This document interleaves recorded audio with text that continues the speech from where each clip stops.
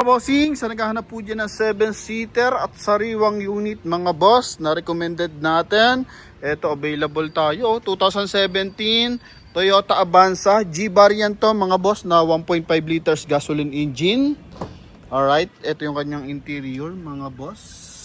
Low mileage lang to mga bossing ha. 2017 model pero ang tinakbo nito mga boss is 35,000 km mga bossing ha. Then naka Dunlop tires to na series 2022. Ito yung kanyang second row mga bossing. Kutan lang natin ang bahagya mga boss bago tayo mag-start.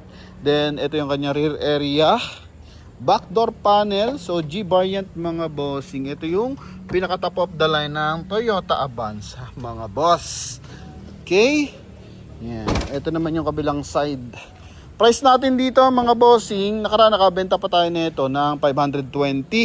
Ngayon binibigay lang ito natin ng 498,000 mga boss. Kasama na din yung transfer of ownership mga bossing. Then, I think 7 ang plaka na ito mga bossing, yung ending. So tama, Thursday, isasama na natin yan mga boss, yung update registration. Okay? Yan, para less gastos na sa ating buyers na makakabili nito mga boss. Sariwan-sariwa to mga bossing, may rin visor. Yan, so sa mga nag-aabang, eto na. Sa headlight muna tayo mga bossing. So clear lens yung headlight, walang basag, pati yung kanyang fog light, pati yung kanyang dito, grill sa harapan mga boss. Yan, so maayos yan mga bossing. Ito yung kanyang kabilang headlight mga boss.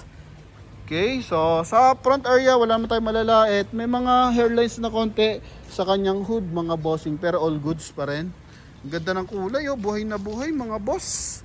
Mapa-araw, mapagabi, kitang-kita kayo dito mga bossing.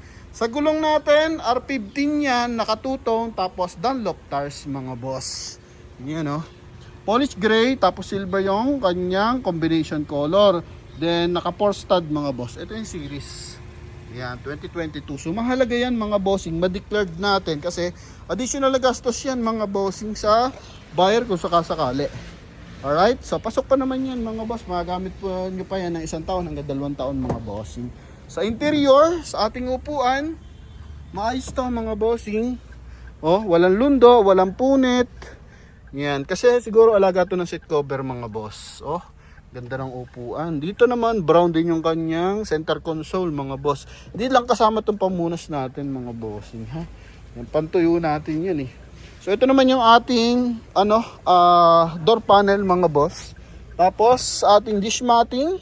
Kasama na rin yan mga boss. Okay. Ito mga bossing, naka dual airbag. Buksan natin aircon. Naka 2 din energy system. Yan. Then mileage nito mga bossing, 7,999 mga boss. Dito po yon. Kasi ang concern natin dito mga bossing, hindi pala concern. Kumbaga, ang correction natin dito mga bossing, nagpalit sila ng cluster mga boss. So, pag ganyan mga bossing, tawag tayo sa Toyota, pacheck natin yung service record. So, based sa Toyota mga bossing, nagpalit sila noong 2024 mga boss, no?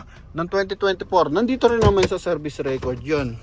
Okay, so nagpalit sila noon. Then, after that mga bossing, ito na yung bago.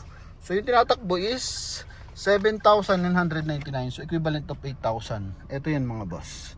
Yan. Alright. 28,142. So, dyan sila nagpalit ng cluster mga bossing.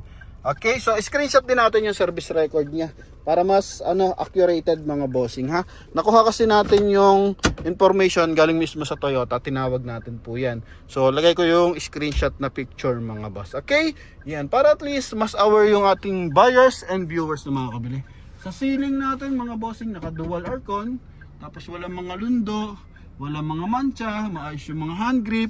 Tapos dito meron siyang sun visor, magkabilaan. Okay, mga ilaw natin, mga bossing, lagay ng eyeglasses. Yan. Then dito naman, glove box, kulay brown din yung sidings. Ito fabric lang na kulay brown din. Dito naman may mancha lang mga bossing, yung pinagtanggalan ng mga abobot mga boss, no? Yan, pero maayos pa to mga boss, goods na goods mga bossing, ha? Walang shift shock to. Then reverse parking sensor meron, pero wala siyang reverse parking camera mga boss. Okay, so punta tayo sa ating second row mga bossing. Oh, ha? Magkabilang upuan, talagang presentable. Ito yung second row mga bossing. Makapal na nylon mga boss. Ito yung kanyang upuan. Then yung kanyang third row. Oh.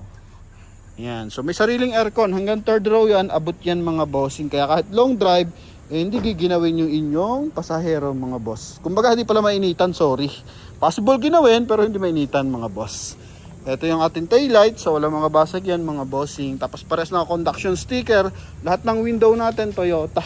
So buksan natin yung kanyang back door panel mga bossing. Saan ba to? Nakaano pala to? May switch na to pala dito mga bossing. G nga pala to. Meron na rin siyang mga boss. Tag dito wiper.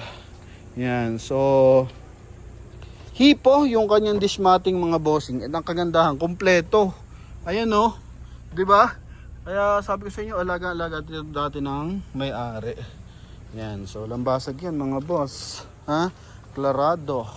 Okay? Yan. So concern lang natin dito mga bossing, yung kanyang dito, tag dito, garnish.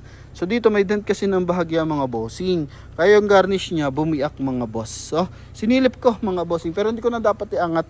Okay? So dineclare ko lang mga boss. Yan ha. Ito yung kanyang gulong sa likod. Dunlop lahat ng gulong mga bossing. Yung kabilang side. Yan mga boss.